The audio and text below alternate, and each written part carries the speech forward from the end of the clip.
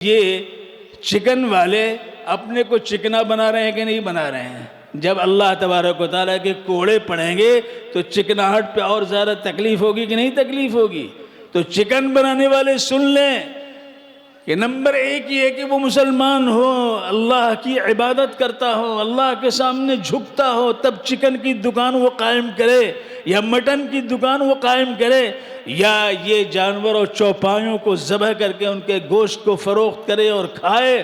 نمبر ایک مسلمان، نمبر دو بسم اللہ پڑھ کر کے ذبح کرے، نمبر تین گردن کو یہاں سے کاٹے۔ یہاں سے کاٹے کیوں؟ اس لیے کہ چوپائے کے جسم میں جو خون ہے وہ خون حرام ہے، وہ خون حرام ہے۔ لہذا اللہ رب العزت نے حرمت میں سب سے پہلے خون کا تذکرہ فرمایا، حرمت علیکم المیتۃ والدم۔ میتہ اور میتہ کا خون اسی میں جم جاتا ہے جسم کے اندر، مردار کا، لہذا فرمایا کہ میتہ بھی حرام ہے، مرا ہوا جانور حرام، خون حرام، لہذا بہتا ہوا خون بھی حرام، جس میں رکا ہوا بھی خون حرام۔ حرمت علیکم المیتۃ والدم ولحم الخنزیر، خنزیر کا گوشت حرام، ولحم الخنزیر وما اہل لغیر اللہ بہ، اور وہ جانور بھی حرام، چاہے وہ بیل ہو، چاہے وہ سانڈ ہو، چاہے وہ بھینسا ہو، چاہے وہ بکرا ہو، چاہے وہ بکری ہو، چاہے وہ مرغا ہو، چاہے مرغی ہو، جو اللہ کے نام پہ نہ چھوڑا جائے بلکہ غیر اللہ کے نام پہ چھوڑا جائے، فلاں دیوی کے نام پہ، فلاں دیوتا کے نام پہ، فلاں پیر کے نام پہ، فلاں دستگیر کے نام پہ، 11ویں شریف کے نام پہ، اور فلاں فلاں نام پہ جو یہ جانور چوپائے اور مرغے چھوڑے جاتے ہیں اور سال بھر اس تاریخ کا انتظار رہتا ہے، وہ حرام ہے، حرام ہے۔ 100 دفعہ بسم اللہ پڑھ کر کے ذبح کرو گے تب بھی وہ حلال نہیں۔ وما اہل لغیر اللہ بہ، ایسے ہی والمنخنقۃ، وہ جانور جس کی گردن کو مروڑ دیا گیا ہو۔ میں نے دیکھا ایک کلپ کو، کہیں یورپ میں ہوگا، کہ وہ یہ خرگوش کے بل میں سوراخ میں ہاتھ ڈال کر کے خرگوش کو نکال رہا ہے، اور نکال کر کے اس کی گردن پکڑ کے دبا دے رہا ہے، وہ مر جا رہا ہے اور اس کو جو ہے جمع کر رہا ہے۔ تو ان کے نزدیک تو یہ کوئی مسئلہ ہی نہیں، لیکن آپ مسلمان ہیں، آپ نے اگر اس کی گردن دبا دی اور مر گیا تو منخنقہ ہو گیا، وہ حرام ہو گیا آپ کے لیے۔ والموقودۃ، یا آپ نے اٹھا کر کے ڈنڈا مارا اور بکری مر گئی، کمر ٹوٹ گئی اور مر گئی بکری، تو حرام ہو گئی۔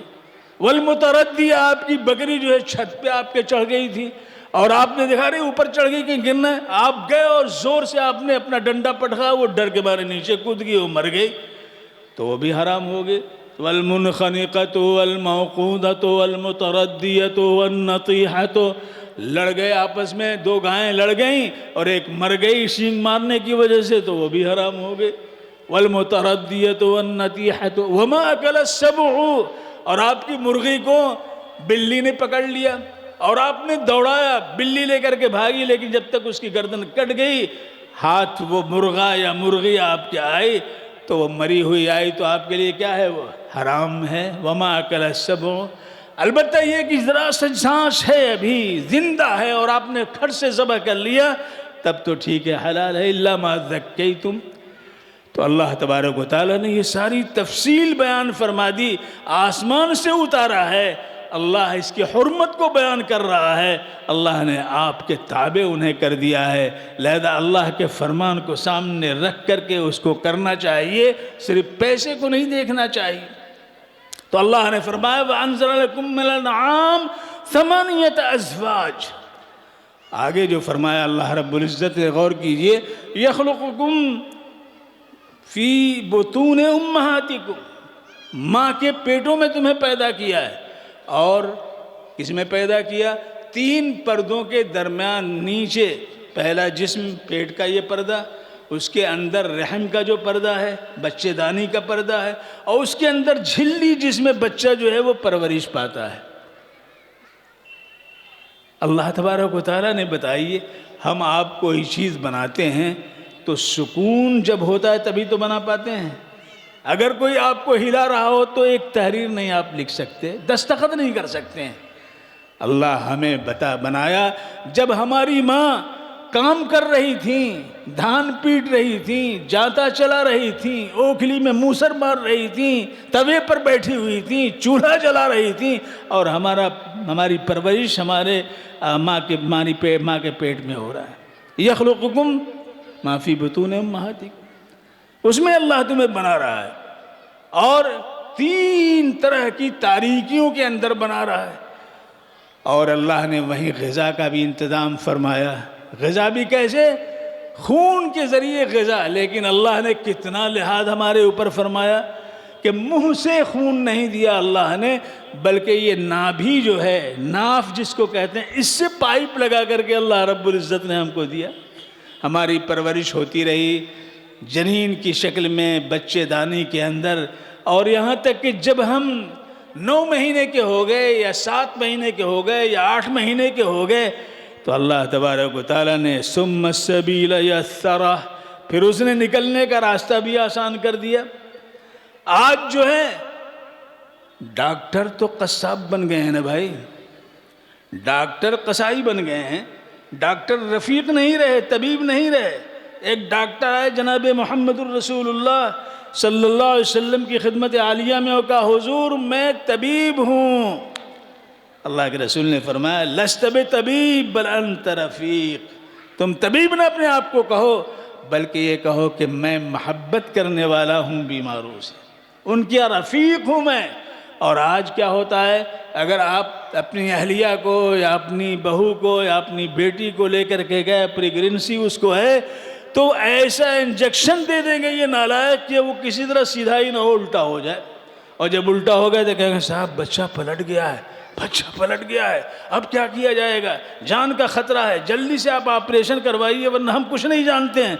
ارے نالائق، تمہیں نے تو یہ سب کچھ کیا ہے، تمہوں نے سب کچھ کیا ہے۔ گائے کبھی آپریشن نہیں کراتی ہے، بلی کبھی آپریشن نہیں کراتی ہے، بھینس کبھی آپریشن نہیں کراتی ہے، اونٹ کبھی آپریشن نہیں کراتا ہے، اور اتنے بڑے ہاتھی کبھی آپریشن نہیں کراتی۔ کتنا بڑا جانور اس کے جسم سے آ رہا ہے، تو جو اتنا بڑا جانور نکال سکتا ہے، یہ 2 پاؤنڈ کا بچہ نہیں پیدا کرا سکتا۔ اور کہاں یہ پہلے تھے، یہ نرسنگ ہوم کہاں تھے؟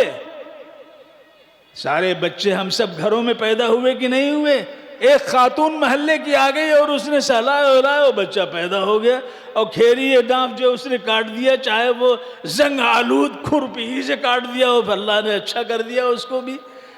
تو اللہ پر اعتماد اور اتکال تھا، تو اللہ رب العزت نے یہ آسانیاں ہمیں عطا فرمائی تھی، اور جب ہم نے اپنے اوپر اعتماد کیا تو پریشانیوں کی بوچھار شروع ہو گئی۔ آج لیے پھرتے ہیں 50,000 ہزار، 1 لاکھ روپیہ پریگننسی کے تعلق سے یہ ڈاکٹر لے رہے ہیں کہ نہیں لے رہے ہیں، اور جسم بھی کاٹ رہے ہیں، آپریشن بھی کر رہے ہیں، اور ایسے ہونت طریقے سے کرتے ہیں کہ اسی میں اوزار بھی چھوڑ دیتے ہیں۔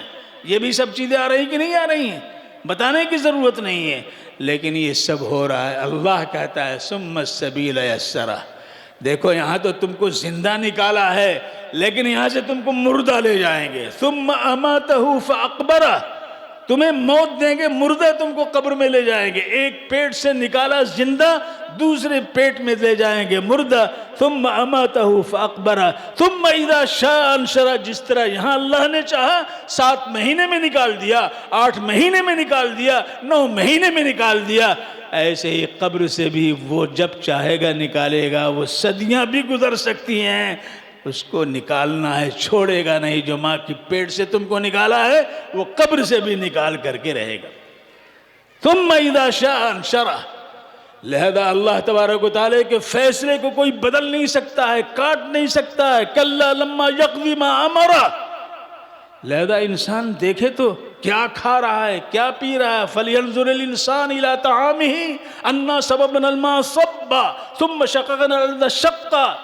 اللہ رب العزت کہتے ہیں دیکھے تو ذرا کہ ہم نے اگائے ہیں، یہ فصلیں ہم نے اگائی ہیں، زمین کو شق ہم نے کیا ہے، تم نے بیج ڈالا اور اس بیج کے اندر، اس دھرتی کے اندر سے بیج نکل رہا ہے، تمہارے لیے میں ایسا کر رہا ہوں۔ تو انزل لکم من الانعام ثمانیۃ ازواج یخلقکم فی بطون امہاتکم خلقا من بعد خلق فی ظلمات ثلاث ذالکم اللہ ربکم، وہی تمہارا پروردگار ہے، لا الہ الا ہو، اس کے علاوہ کوئی معبود نہیں ہے۔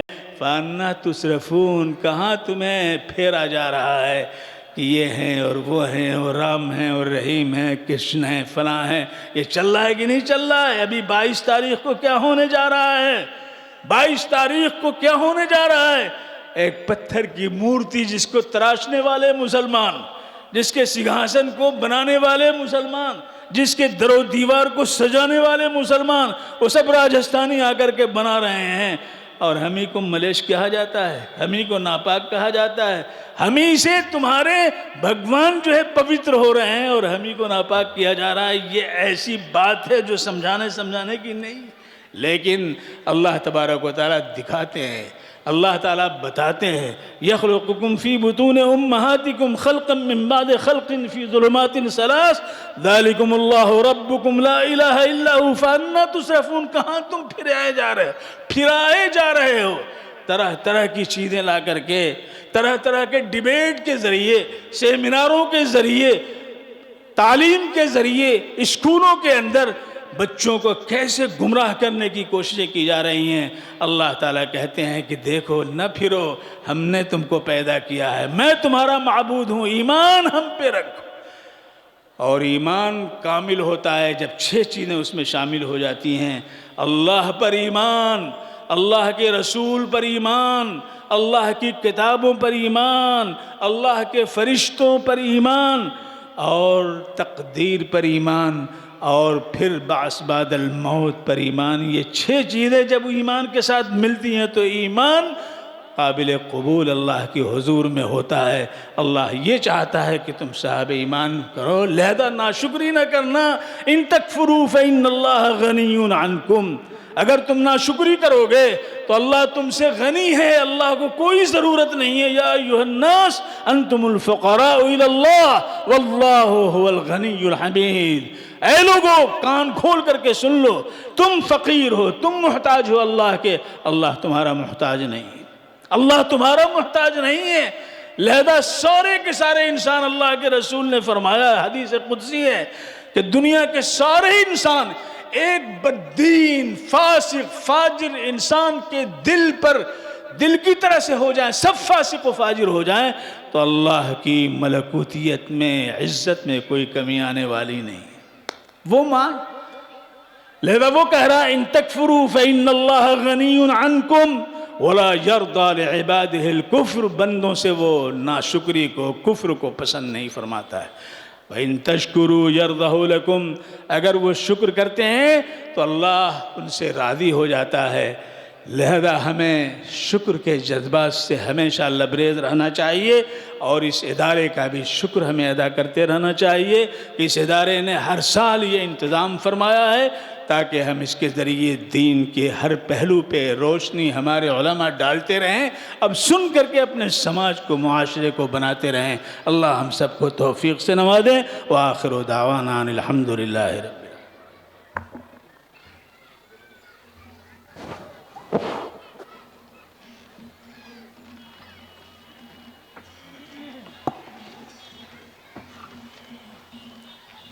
حضرت کا بہت بہت شکریہ ہے، آپ اپنے قیمتی نصائح سے ہم لوگوں کو مستفیض فرمایا ہے۔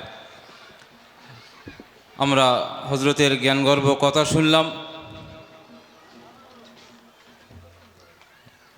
আমাদের সমস্ত ওলামায়ে কেরাম এসেছেন, এখন আপনাদের সামনে আপনাদেরই সকলেই পরিচিত মাওলানা আব্দুল ওয়াহাব সাহেব আসছেন।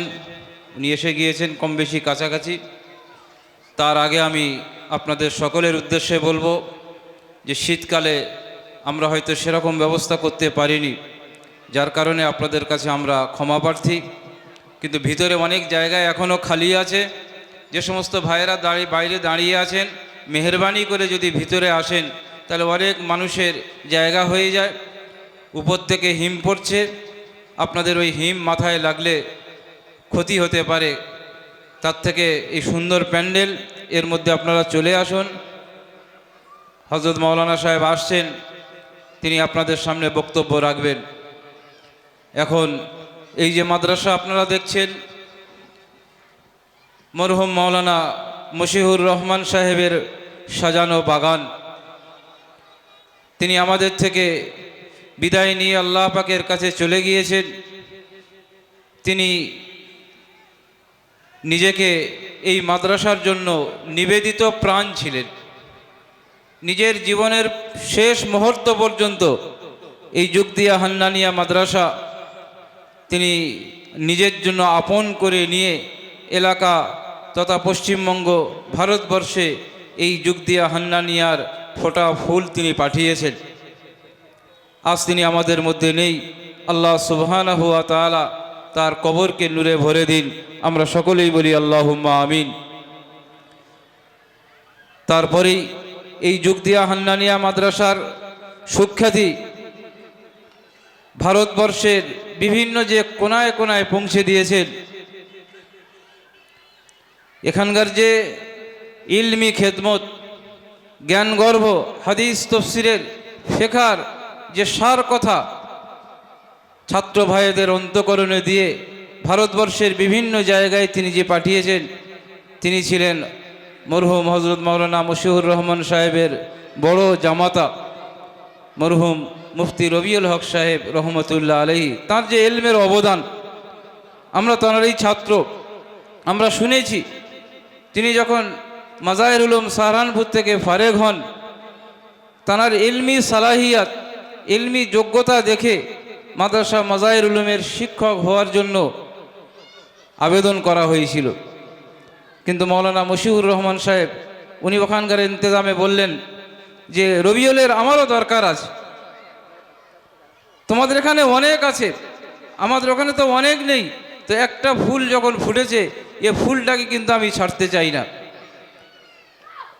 তো মুফতি রবিউল হক সাহেব রহমতুল্লাহ আলাইহি তিনি ভারতবর্ষের কোনায় কোনায় যুগদিয়া হান্নানিয়ার মাদ্রাসার নাম যে ছড়িয়ে গিয়েছেন, তার ইলমি অবদান আমাদের উপরে আছে। আমরা আমাদের আরেকজন স্বনামধন্য ওস্তাদকে হারিয়েছি। তিনি ফারসির উপরে অত্যন্ত দক্ষ এবং অভিজ্ঞ ছিলেন, হযরত মাওলানা কারি ইয়াকুব সাহেব। ফারসির উপরে অত্যন্ত দক্ষ। তো এইরকম একজন হুজুর, তাকেও আমরা হারিয়েছি। এখন আমাদের ছায়ার উপরে আছেন মাওলানা আলী আকবর সাহেব, কিন্তু হুজুর অসুস্থ, তিনি আসতে পারবেন না বলে সকালে জানিয়েছেন। আমরা চেষ্টা করেছিলাম অন্তত সকালের অনুষ্ঠানে তাঁকে উপস্থিত করার জন্য, দোয়া নেওয়ার জন্য। তো তিনি বললেন, বাবু আমি ওই মর্মে সক্ষম নেই যে ওখানে আবার যাব।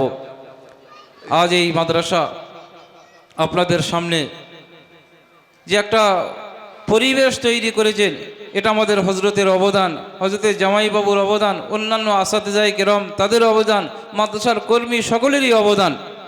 এই মাদ্রাসা এমন একটা সময় ছিল, আমরা শুনেছি হযরত মাওলানা মরহুম মশিহুর রহমান সাহেব আর ওনার সঙ্গে মাওলানা আলী আকবর সাহেব এখনও বেঁচে আছেন। 20 টাকা মাসে মাইনে ছিল দুজনের, 20 টাকা করে 40 টাকা। সে পয়সাও পর্যন্ত জোগাড় হতো না। কিন্তু আল্লাহ সুবহানাহু ওয়া তাআলা আপনাদের আন্তরিক দোয়া এবং সাহায্যের হাত এত বাড়িয়ে দিয়েছেন আপনারা, যার ফলে এই মাদ্রাসা বর্তমানে 1 কোটি টাকার উপরে খরচ দাঁড়িয়েছে। ভাবা যায় না, যেখানে 20 40 টাকা মাইনে পাওয়া যেত না, দেওয়া যেত না, মাসকে মাস বছরকে বছর বাকি থাকতো, আর সেই জায়গা থেকে তুলে নিয়ে আপনাদের সামনে বর্তমানে আল্লাহ সুবহানাহু ওয়া তাআলা এখানে লক্ষাধিক কেন 1 কোটি টাকার উপরে খরচ আসছে না। আমাদের ভাই মাওলানা মাসুদুর রহমান সাহেবের হাতে আপনারা দিচ্ছেন এবং তিনি সেই টাকা খরচ করে যাচ্ছেন, আপনারা তার ফল দেখছেন। সেই জন্য আমি এখন মাওলানা আব্দুল ওহাব সাহেব হুজুরের সামনে বেশি কিছু বলতে চাই না।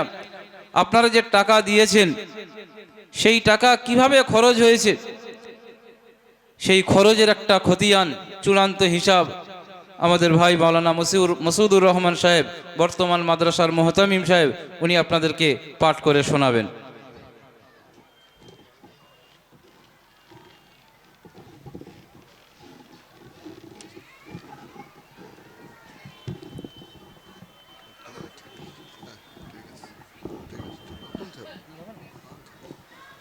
আসসালামু আলাইকুম রহমতুল্লাহ বারাকাত। আপনারা দীর্ঘ এই 1 বছর, তার আগে তো দিয়েছে 1 বছর যে বিভিন্ন খাতে মালসায় টাকা দান খয়রাত ইত্যাদি জাকাত ফেরত ইত্যাদি দিয়েছেন, সেটা আমাদের হিসাবে যতটা এসছে আমরা সেটা 1 এপ্রিল থেকে 12 জানুয়ারি পর্যন্ত। এখন বছর শেষ হয়নি, যেহেতু 30 মার্চ আমাদের বছর শেষ, কিন্তু এখন 14 জানুয়ারি, আজকেরে 12 জানুয়ারি পর্যন্ত আমরা আপডেট হিসেব করতে পেরেছি। সেটা আপনাদের সামনে আমি বলছি, আপনারা শুনুন। জাকাত বাবদ জমা হয়েছে, জমার খাত আগে যে খাতে জমা দিয়েছেন সেইগুলো আমি বলছি। জাকাত বাবদ 33,973 টাকা, ফেতরা বাবদ 10,01,198 টাকা, কোরবানি বাবদ 5,03,908 টাকা, বোর্ডিং 3,27,351 টাকা, দান 10,18,063 টাকা, সাদকা 5,49,988 টাকা, ধান্য আদায় 10,750 টাকা, বার্ষিক সভা 16,39,644 টাকা, নির্মাণ 4,65,981 টাকা, মসজিদ বাবদ 1,04,762 টাকা, মাসিক দান 26,331 টাকা, জমি সংক্রান্ত 47,160 টাকা, মুষ্টিদান 3,06,534 টাকা, কুতুবখানা 44,040 টাকা, ফিস আদায় 2,48,700 টাকা, মিটিং বাবদ 32,183 টাকা, বিবিধ 37,249 টাকা, মোট 96,64,819 টাকা, প্রারম্ভিক স্থিতি 60,550 টাকা, সর্বমোট 97,25,369 টাকা। হান্নানিয়া প্রাথমিক বিদ্যালয়ের প্রারম্ভিক স্থিতি 2,11,915 টাকা, সর্বমোট জমা 15,30,535 টাকা। হান্নানিয়া প্রাথমিক বিদ্যালয় সহ আমাদের মাদ্রাসায় সর্বমোট আমাদের যে জমা 1,14,67,819 টাকা। এটা আপনারা সারা বছর ধরে 9 জানুয়ারি 12 জানুয়ারি পর্যন্ত আমাদের যে হিসেবছে এই 1 এপ্রিল থেকে 1 এপ্রিল 2023 থেকে আর এই 12 জানুয়ারি 2024 পর্যন্ত যে খাতে আপনাদের দান বা অন্যান্য খাত যেগুলো আমি বললাম, এই খাতে মোট আমাদের জমা হয়েছে 1,14,67,919 টাকা। এবার আমাদের মাদ্রাসায় খরচা আছে, খরচের দিক যেমন বোর্ডিং বাবদ খরচ হয়েছে 32,31,225 টাকা, বেতন বাবদ 29,19,816 টাকা, বার্ষিক সভা 1,20,485 টাকা, নির্মাণ ও মেরামত 10,17,237 টাকা, মসজিদ 26,600 টাকা, গরিব ছাত্র সাহায্য 30,255 টাকা, আসবাবপত্র 40,000 টাকা, আদায় বাবদ 1,32,970 টাকা, স্টেশনারি 2,034 টাকা, প্রেস ও প্রচার 1,20,300 টাকা, জমি সংক্রান্ত 12,410 টাকা, মেহমান 35,935 টাকা, কুতুবখানা 56,770 টাকা, ইলেকট্রিক 2,32,989 টাকা, জেনারেটর 91,230 টাকা, কম্পিউটার টেলিফোন 24,955 টাকা। হান্নানিয়া প্রাথমিক বিদ্যালয়ের টিফিন দেওয়া হয় প্রত্যেক মাসে, সেই টিফিন বাবদ 1,83,275 টাকা, মিটিং 15,034 টাকা, পরীক্ষা 6,654 টাকা, পোস্টেজ 500 টাকা, অডিট সংক্রান্ত 6,000 টাকা, বিবিধ 386 টাকা, মোট 83,07,060 টাকা। বকেয়া ঋণ শোধ, গত বছর ঋণ শোধ ছিল সেটা বকেয়া ঋণ শোধ 7,39,270 টাকা।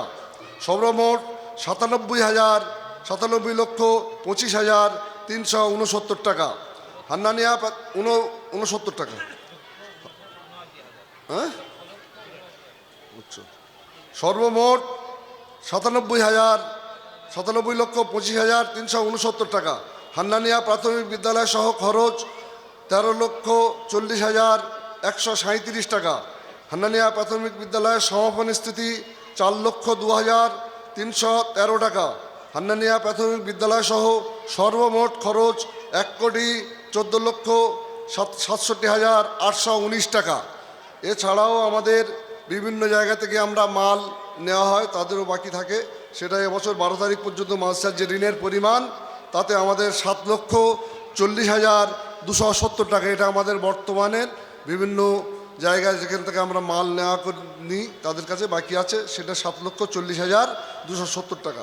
এটা আমরা এক বছরের জমা এবং খরচের আপনাদের সামনে হিসাব দিলাম।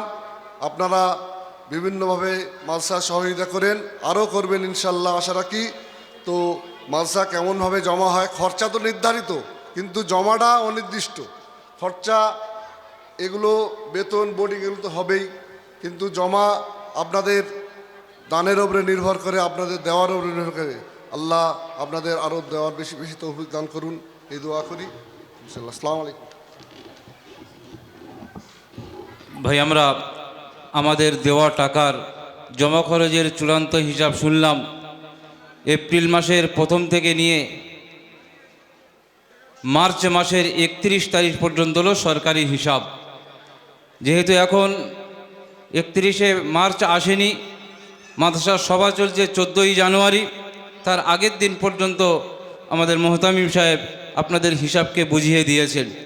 একেবারেই ফেস টু ফেস হিসাব, খাত অনুযায়ী হিসেব, যে খাতে আপনারা যেমনভাবে দিয়েছেন সেভাবেই দিয়েছেন।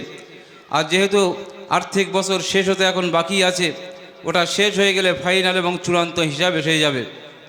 এই মুহূর্তে একটা দেখার বিষয় হলো, প্রায় মোহতামিম সাহেব যে হিসাব শোনালেন, 7.5 লক্ষ টাকা ঋণ নিয়ে আমরা এখানে বসে আছি। আজকের আমি সকলের কাছে আবেদন করব, মৌলানা আব্দুল ওয়াহাব সাহেব হজরত আছেন, এই ঋণের বোঝাটা যাতে দূর হয়, আমরা ঝেড়ে ফেলতে পারি, তার জন্য আপনাদের কাছে একান্ত সাহায্যের হাত বাড়িয়ে দেব। এরপরেই যেহেতু মাদ্রাসা চলমান চলছে, প্রত্যেকটা সংসারে একটা খরচ নির্ধারিত আছে। কিছু পরিকল্পনা করার আগে বাজেট করতে হয়। চাষি চাষ করার আগে বাজেট করেন, ঘর তৈরি হবে তার আগে বাজেট তৈরি হয়, বাড়িতে বিবাহ শাদীর অনুষ্ঠান হবে সেখানেও বাজেট তৈরি হয়। তো মাদ্রাসা নিয়মিত চলছে, আল্লাহ সুবহানাহু ওয়া তাআলা কিয়ামত পর্যন্ত মাদ্রাসা চালাবেন। তো তার যে একটা ধারাবাহিক বাজেট তৈরি হয়, তো সেই বাজেটও তৈরি করা একটা হয়েছে। সেই বাজেট পূর্ণ 1 বছরের জন্য খরচ সম্ভব হতে পারে, বাজার মূল্যের কারণে খরচ বাড়তেও পারে, কমের দিকে কিন্তু আসছে না, খরচ আস্তে আস্তে বাড়তে চলেছে। তো সেই বাজেট যে 1 বছর মাদ্রাসা চলবে তার জন্য যে বাজেট তৈরি করা হয়েছে, সেই বাজেট মাদ্রাসা শূরা কমিটির সদস্য আমাদের সকলের পরিচিত ডাক্তার শামীম আহমদ সাহেব সেই বাজেট পরিবেশন করে আপনাদেরকে শোনাবেন।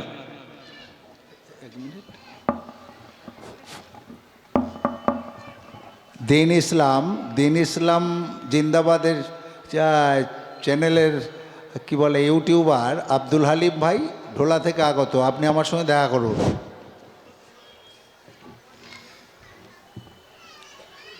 বিসমিল্লাহির রহমানির রহিম। যুগদিয়া হান্নানিয়া মাদ্রাসার আগামী বছরের বাজেট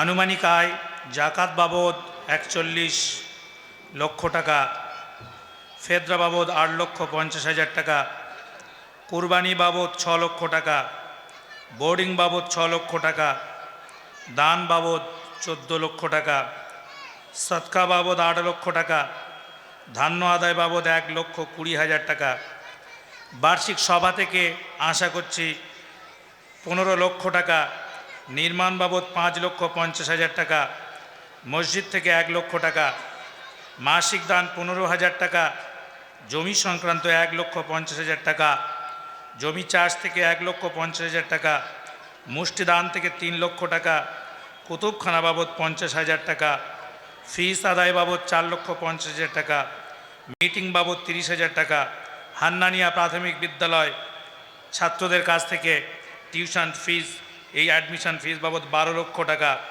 বিবিধ 60,000 টাকা, মোট 1,30,25,000 টাকা।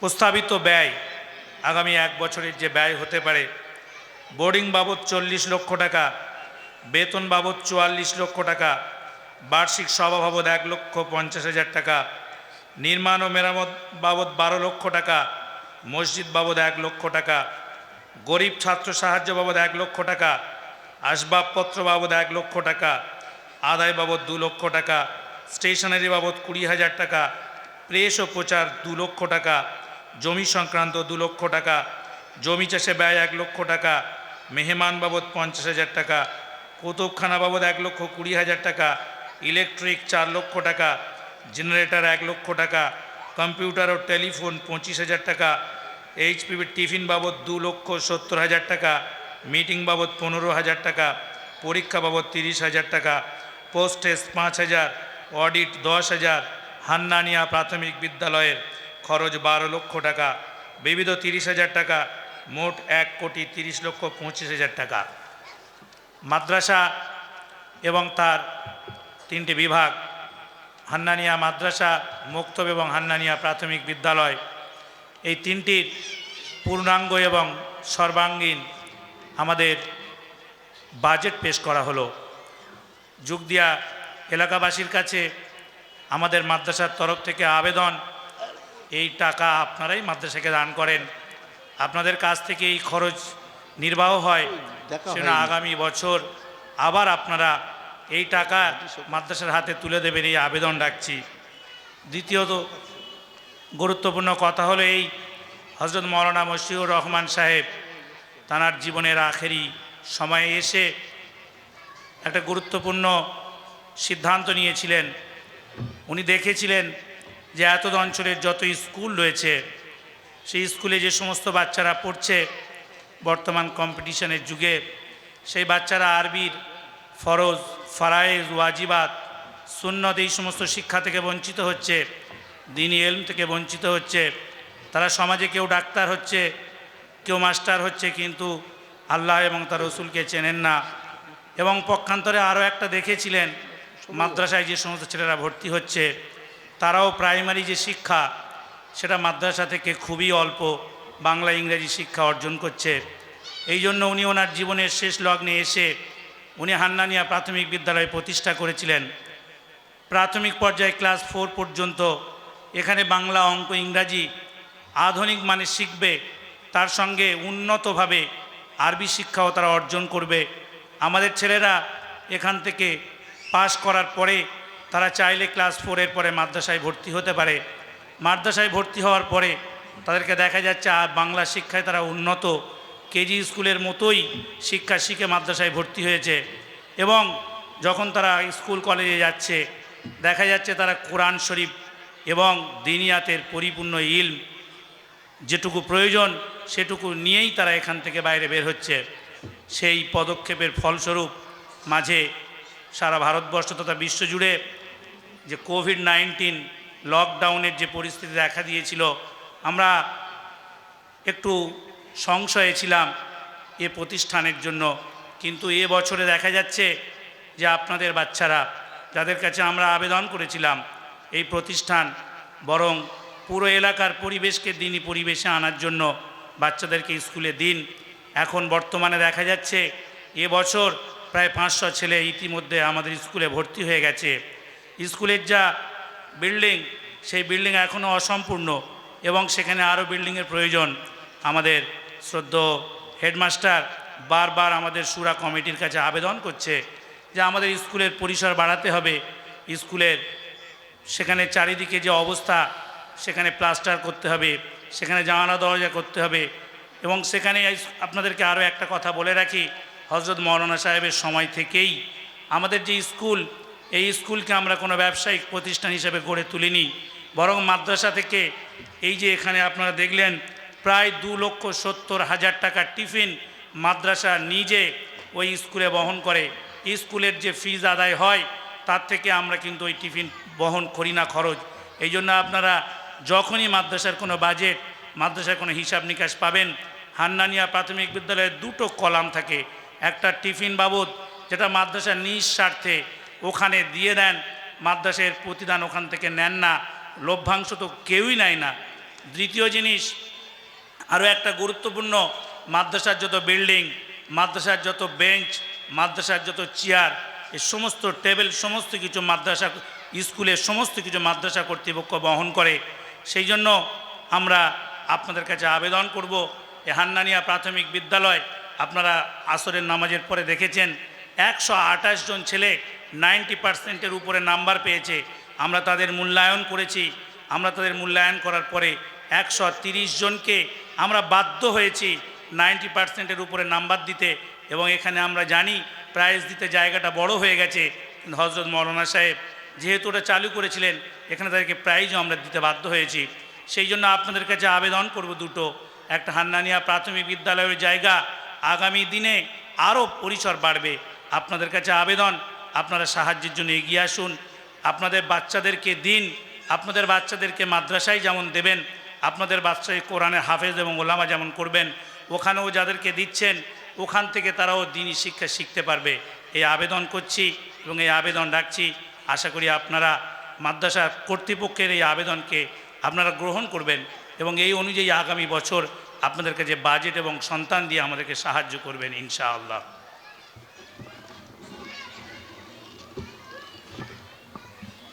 এখন আপনাদের সামনে গজল পরিবেশন করে শোনাবে মাদ্রাসার হিফজ বিভাগের ছাত্র মোহাম্মদ নাফিস আহমেদ।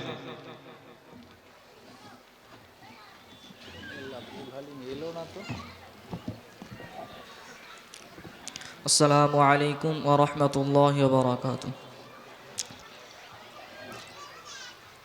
বীর মুজাহিদ ইসলামী সৈনিক, যাদের পরিচয় কেল্লা হলো হান্নানিয়া, চতুর্মুখী সেবা কেল্লা হলো হান্নানিয়া, চতুর্মুখী সেবা তালিম তাবলীগ তাদরিস তাজকির, শাখা দিনের যত চতুর গ্রামের মানুষ সকল যাহার সেবায় রত, চতুর গ্রামের মানুষ সকল যাহার সেবায় রত, যুগ দিয়া শালি গড়িয়া রামনগর বেনিপুর, চতুর গ্রামের মাঝে সদা ঝরিছে খোদার নূর, চতুর গ্রামের মাঝে সদা ঝরিছে খোদার নূর। হান্নানিয়ার বুনিয়াদ হলো জনগণের সেবা, কোরআন হাদিস জারি মুখে সবার নিশি দিবা,